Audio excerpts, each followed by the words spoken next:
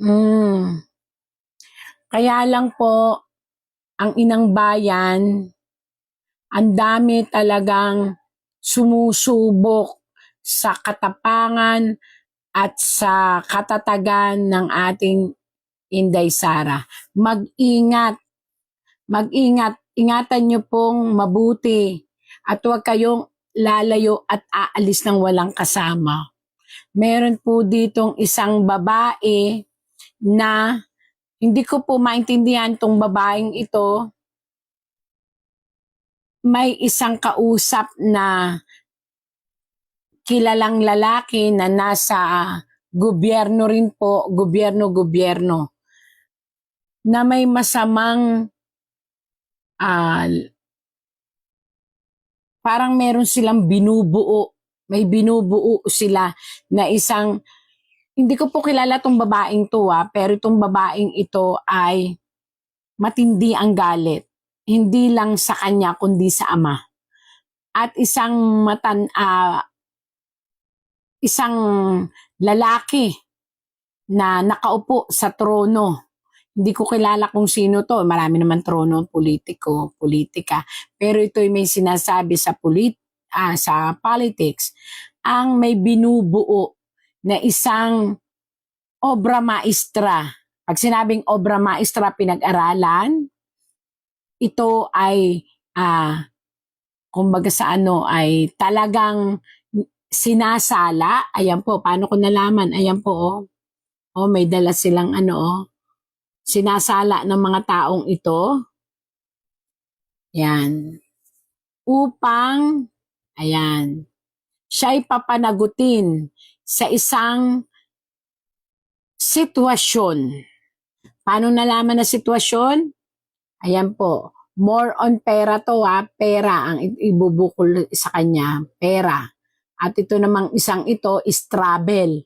Saan ka makakita na ang House of Representatives ngayon nagpa-issue pa ng mga subpoena over certain corporations na hindi man lang nakasaad doon sa complaint? Saan ka nakakita yung complaint? Hindi naman nakasaad kung anong SALN, anong specific SALN ang nag-exceed o tumaas pasyado yung kita ni allegedly ni Vice President Sara Duterte. Wala namang specificity yung complaint. Dito sa overbroad masyado yung mga subpoena na ginawa nila na para na talagang fishing expedition ang ginawa nila. Sobra na yun. Kaya kailangan na dumulog tayo sa Korte Suprema para maklaro at masabihan sila, hindi po pwede yung ginagawa ninyo. Grave abuse of discretion yan. Violation yan sa due process. Kailangan fair. Kung ano yung in-apply doon kay Marcos, dapat yan din ang i-apply ninyo dito kay Vice Presidente Sara Duterte. You can clarify, you can issue or you can actually ask clarificatory questions on matters raised in the complaint. Pero kung hindi yun nakasaad sa complaint, hindi ka pwede magsapina maski mga korporasyon na hindi nakasaad doon sa complaint, isali mo na. Pati yung mga SALN na hindi naman nakasaad specifically doon sa complaint, isasali mo na. Masyadong overbread na yung masyadong broad masyado yung ginawa nilang mga subpoena na ginawa, which is already a violation of the rights also of VP Sara Duterte. Si Ka Eric, ano ang alias mo noon? Ay, ang dami po naming alias nung kami sa CPP, NPA, NDF kasi we live by the codes. At nung kami ay nasa side ng government, nag-aalias pa rin kami kahit kami ay naging recruited na as state agents for the government. So may handler ka. May handler kami niyan. So again, para ka malagay dun sa listahan, may intelligence report, tapos pag nakuha na siya doon, may mag-handle ng kaso ni Ka Eric. Ano ba? Delikado kasi yan, Professor Malone, mga kababayan. Kung ang confidential lists ng mga considered to be informants or intelligence assets or agents, security agents ng government na nanggaling sa kabilang side, meaning naging kalaban dati ng gobyerno, either sa Muslim movement ng mga rebelde o kaya sa communist terrorist group na dati tinatawag yan na tama ka, may order of battle. At ngayon tinatawag yan na PSR. So yung order of battle ng PNP, ng AFP, Yun. ng intelligence community, isang listahan yon. Nakalista yon ang mga targeted individuals and leaders. Para ka mapunta doon sa listahan na yon, medyo nasa taas ka na ng pecking order ng leadership. Ibig O sabihin, active ka. aktibo ka at mayroon kang katungkulan. At ikaw ay tinatarget ng government for neutralization yon. Ang neutralization po doon sa sinasabi, either mahuhuli ka, makakasuhan ka, or mapaengkwentro ka. Okay. So yun po, dinaanan po namin yan dahil ang buhay ko po, nung ako'y nasa CPP, NPA, NDF, ako po ay naging bahagi ng National Intelligence Unit, National Department ng Intelligence ng So NPA. para kang Nika. Oo, ng NPA. So yung trabaho namin, gumagamit talaga kami ng alias para itago yung aming operations. So yung confidentiality niyan, kapag kami tumawid doon sa government side o kami na-recruit, for my part, no, i-confirm ko dito sa talakayan ng taong bayan, at kinwestiyon ito sa akin sa Senate dati. Dahil hindi ko inamin na nahuli ako eh. Hindi ko rin inamin na nag-surrender ako, but I was captured. So may mga ganon. Secretly nahuli ako, nahuli yung unit namin sa Tagaytay. At hindi ko na babanggitin anong unit ang nakakuha sa So may akin. operation May operations kay ang- Ka Eric. sa aming unit, sa National Operations Command ng NPA. Pero Eric na ang ginagamit hindi mong... pa, Rex ako noon eh. I was Rex. Yan yung parang Grace Piatos. Oo, yun. Ako ay si Rex. Okay. Pero ang Eric po, yun ang equivalent ng Grace Piatos kasi government side yun. Nung okay, nasa CPP, okay. NPA, NDF ako po ay si Rex, si Jing, ayun, si Johnny. So, Ang yan dami mo namang ka. Iba-ibang lugar kasi ang aming So dinideployan. paglipat mo ng lugar, Nag-iiba ka ng pangalan. Yeah. Sir, kayo, Dato Alan, ganyan rin ang naging buhay nyo. Hindi naman po. Kung ano yung pangalan mo sa umpisa, So, Dato Alan, halimbawa, Dato Alan, o nag-umpisa ka na may bago kang pangalan, yun na yung gagamitin mo hanggang sa sa... operasyon, hanggang mahuli ka. O hanggang Kasi- mag-surrender ka. Okay. Oo, magkaiba kasi sa NPA, Magkaiba. Ma'am Manoy. Magkaiba Oo. sa... We hide our identities. Sa Muslim, Hindi po namin tinatago ang identity. may yabang pala talagang matatapat, eh, no? O bakit, sir, may difference na ganon? Bakit hinahide? Bakit ang iba hindi? Kasi lumalangoy kami sa mga urban operations. Dahil we ikaw need, nga pala we yung need to urban. disguise. Oo. We need to have cover. Oo. Kaya walang red tagging dahil ang ginagawa talaga namin para hindi kami matukoy ng mga CPP, NPA, NDF kami, nag-iiba kami ng pangalan, nag-iiba kami gumagamit kami ng alias para maka-infiltrate sa schools, maka-infiltrate sa organization, makalangoy kami sa urban operations, hindi kami matutukoy ng mga komunistang terorista kami. Okay. So iba sa kanila, hindi nila Iba naman ginagawa yung yon. kay Dato, no? Oo, magkaiba yung mode of operations namin. Opo. Malaki ang pagkakaiba nun kasi sa amin, pag pumasok ka sa struggle, may guidance din kami na sinusunod, yung Holy Quran at saka Hadith. At nakasad po dyan kung sino ka, ano ka, at kung saan ka nanindigan, yun ang Paano pangangatawanan kayo po. rini-recruit? Minsan po, dahil po sa hindi lingid sa ating kaalaman na kung ano ang nangyari sa mga Muslim sa Mindanao. Doon sa lugar na yan, pag po. may Yung iba nangyari, po, hindi na nire-recruit eh. Kusang sumasapi sa Kilosano. Dahil andun sa loob yung hinanakit na habang sumasariwa sa isipan nila yung katulad ng martial law. oo. So, hindi na po kailangang hikayatin Oo. na sumapi sa Samahan. sa samahan dahil kusa pong Sasama. sasama. Kaya Professor Malone, madugtungan ko lang, we tried to understand the Bangsamoro problem and Bangsamoro struggle nung nasa NPA, NOC po kami. We tried to talk to them. Merong ganon Informal na tactical alliance. nagkakaroon kayo ng... Yung NPA Oo. and the CPP Pero wala tried- kayong hindi kami tactical operation na mayroong mga magkasama. magkakasabay, nag-aaral kami noon. Kung anong taktika nila. Kasi Oo. magkakaiba, guerrilla warfare Oo. yung sa CPP, NPA. Pero during that time na nasa NOC ako, inabot ko pa yan na nakikipag-usap. sa ilang top leaders nila, pero magkaiba ang approach. Okay. Magkaisa ng paniniwala na dapat baguhin yung pagtrato sa Bangsamoro people, yung opresyon nila. Pero magkaiba kami sa ideological perspective. Okay. Kasi Marxist, Leninist, Maoist kami. Oo, yun yung difference. Magkaiba Siya talaga yun. talagang- So magkaiba din ang mode. Oo. Kaya kami gumagamit ng alias to cover. Okay. Kaya yung binabanggit ni Atty. Magdamo, tama po yun. Yung panahon ng unang mga pagbubuo ng peace talks, yung binuo ang tinatawag po na The Hague Declaration, saka yung Utrecht Agreement, ay kasama po doon ang mga pagbibigay ng safe conduct passes at pagbibigay ng aliases. Dapat Okay. tinatago yan para ma-protect kami. Okay. So, balik tayo dun sa confidential fund, no? Dati, sinabi mo, Attorney Magdamo, na isang pondo lamang yon na intelligence fund. Tapos nagkaroon ng confidential at intelligence. Ang confidential ngayon, defined as paggamit ng pondo hindi sa intelligence na PNP, DND.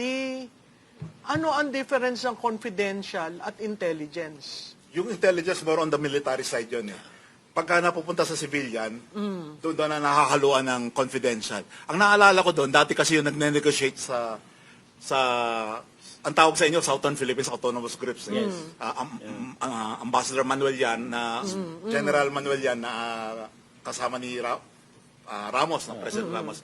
Sa ano naman, sa ideological groups, ang tawag sa kanila, ideological. Si Ambassador Howard D. Tsaka si Aping Yap. Ayun, si Aping Yap, si Congressman of Tarlac. Tarlac. Tapos, noong nasanay muna sa naunang intelligence sa military side. Pero habang nagkaroon ng konting problema sa intelligence fund noon dahil yung tuwing may magsosurrender na kunyari barrel, usually talagang bulok na nga tapos ino-overprice. Para yan yung pamana. Pamana. Yan yung pamana. At saka ngayon yung surrender ng mga baril na decommissioning. Decommissioning. Ang daming fake Baril doon. rebels. Ngayon, Oo. decommissioning. Ngayon, decommissioning. Oo. So ngayon, medyo nagalit si President Ramos, no, medyo nilipat unti-unti sa OPAP, yung Oo. So nagkaroon ng confidential. confidential. Okay. Pero may listahan yun, Ma'am Malu, Confidential intelligence fund. May mga listahan yun sino ang mga NDF leaders, mga Communist Party, and then may listahan din yun sino mga nag-side na ng government. Ngayon, pag i-leak yan sa amin balik, ay magiging target yan para sa amin. Ang tawag dyan, SO. Pag sinabi mong i-leak, kunyari, sa usapin ng impeachment ngayon, gusto nilang makilala si Grace Piatos. Grace Piatos. At kung sino-sino pa yung mga pangalan, biro mo, tiningnan sa PSA, kung may ganong, yung aksaya na pagtingin sa mga public record. Actually, na alam naman kabubuhan yun, natin. Ma'am Malu, eh. Oo, di ba? Alias nga yun eh. Kaya nga, pinag-usapan natin, ba't nag-aalyas? Kahit si Dato Alan, sinabi rin na sila hindi masyado sa alyas, no? So, yun yung pagkakaiba. Pero, kung i-reveal mo ngayon lahat yan, dahil sa kagustuhang malaman, tama ba ang paggamit ng confidential fund ni Vice President? Hindi ba dapat kailangan nating makita kung sino itong mga ito at nasan itong mga ito at paano ginastos ang pera? Kayo bang tatlo naniniwala na tamang accountability yon sa confidential fund? Ako makakasite ako ng actual example na nag-leak at pinatay yung Si Leopoldo Mabilagan. si Kahector. Oo. Ah, Paano na-leak? Yung kinuha nga. Ganito, no? Unang-una, yung boss ko, Oo. Heidi Yorak, doon ako nagre-report. Hindi niya nililik. Tapos, pinulitika siya dahil medyo sumisikat siya. Ang nangyari, tinanggal siya. At may pumalit. Siguro wag nang banggitin. No? Matagal na rin naman yun. So, may access na siya sa datos na yun. Balak tumakbo. Dumakbo para sa Senado. Kasi Senado. Oh, yan, politiko na naman ha. Sa Mukhang kilala national ko yan. security, parang kilala ko rin yan. dumalo sa Netherlands, Oo. nakipagtsikahan with Joma Season, rest in peace, no? Nag-leak sa all the way kay Joma. Pinakita niya Exactly lista. 32 years. Kasi today is March 25 eh. Oo. 32 years ago, Pinatay si March Mabilagan. 25, 1994 po, tinorn over. Tapos, Paano yun nakita ng mga leadership? Yung mga pangalan? Minarkahan yun, Mamalo. Paano nila napipili sinong gagantihan Hindi nila confirm na si Mabilangan was cooperating long time ago with the government? with the government. So, nakita yun nila Joe Masison ng Central Committee ng Communist Party of the Philippines that Mabilangan was instrumental in exposing the Red Scorpion Group. The Alex Bongcayo Brigade. The kidnap for ransom operations. So, and delikado talaga. Delikado yun. So, yun pala, naglilik na yun. So, dinesisyonan yun ng Central Committee nila Joe Masison na targetin siya. Even ang pagpatay kay Romulo Quintanar, the former chieftain of the NPA, was a leakage that he was handled by ISAF or he was part of the PNP-IG program nila General Bogie Mendoza. Oo, lumabas yun sa amin. When I was with the NPA, priority yun. Si Quintanar, si Tabara, si Rick Reyes na consultant ngayon dyan sa Pasig, tsaka si Nilo de la Cruz. Tatlo patay doon. O di si Rick na lang ang Si Rick buhay. Reyes nandyan sa, no, si yan yung Nilo de la tumutulong Cruz, I think hindi sa naabot. mayor ng Pasig. Si kay Oo, Vico Soto, oo. I know him. Oo. So, nang mag-leak yun sa amin, the order came from Netherlands, kina Joe Masison. At ang nag-execute, National NPA Operations Command. Si Quintanar So na-execute may decision Sa Central Committee. Central Committee, ibababa sa sa NPA, nasa ground, National Military Commission. tapos liquidation. Papatayin talaga. On the spot. Oo. In just 1 week, pinatay. Yun ang sinasabi niya. Si- Kaya hindi nila naintindihan ito, Mamalo, na ganun po kabigat. Yun, nang ma-expose ako na si Eric Almendras pala, si Jeffrey Celis, kasi boses lang ako dati. Oh. And I only limited lecture lang ko sa military intelligence. Pero nang makita nila ang mukha ko that I was the resource person sa pag-create ng National Task Force to End Local Communist Armed Conflict, tinarget ang pamilya ko. So, ngayon, ibig mong sabihin, meron kang bounty sa, oo. Ang tawag dyan sa NPA, SO, Standing Order. So, meron ka. Oo, papatayin ako. Dahil alam na nila kung sino. Oo. Bakit ka naman pumunta sa side ng gobyerno? Na-captured kasi ako. Yun, yung kaninang mo kwento. So, that was 2008. Na-captured ako, and then hindi po sinabi na na-captured ako. So, it's somehow so- complicated. so- Ang tawag dyan sa intelligence project, alam ng mga resource persons yan sa intelligence, na-reproject ako. The NPA believed that I was still part of them. Parang sa normal na linggo, double agent Nag-double ka. agent. So, I was already operating as the NPA National Operations Command sa intelligence while I was already recruited and captured. So, bahagi ng mga trabaho ko ay nagre-report ako sa Hindi ka isang unit. natatakot ngayon? No, ngayon natatakot, syempre, kasi kilala na nila ako. Oo. And these are already court records. Oo. Tinatanong na yan sa akin sa korte, bakit ka iba yung testimony sa Senate, iba sa court? Oo. Because I was not inclined to expose kung ano talagang ginawa ko. So until now, hindi ko pa rin nag-expose ng, ako Yeah. si Ka Eric, pero Oo. lahat na nangyari sa buhay ko. Hindi ko pwedeng expose. Oo. Halimbawa, paano namin Yun yung national security aspect. paano namin in-infiltrate ang ISAF? Oo. So sa NPA side yun. Ikaw So paano ko in-infiltrate naman ang NPA para mag-leak sa Mahirap gobyerno? itong ating Mahirap guest. yun. Oo. So, diyan pumapasok ang kahalagahan kung bakit ang paggamit ng alias ay hindi pandaraya.